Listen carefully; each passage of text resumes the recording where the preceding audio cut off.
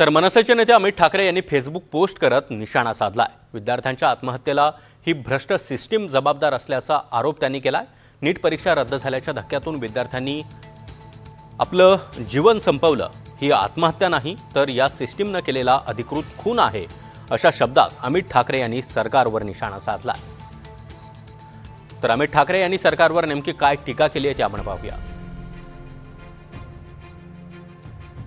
एनटीएच्या भ्रष्ट कारभारामुळे 22 लाख विद्यार्थ्यांचं भविष्य अंधारात लोटलं गेलंय। परीक्षा रद्द झाल्याच्या धक्क्यातून प्रामाणिक विद्यार्थ्यांनी आयुष्य संपवलं। ही आत्महत्या नाही तर या सिस्टीमने केलेला अधिकृत खून आहे। ज्यांच्याकडे पैसा आहे तेच डॉक्टर होणार का?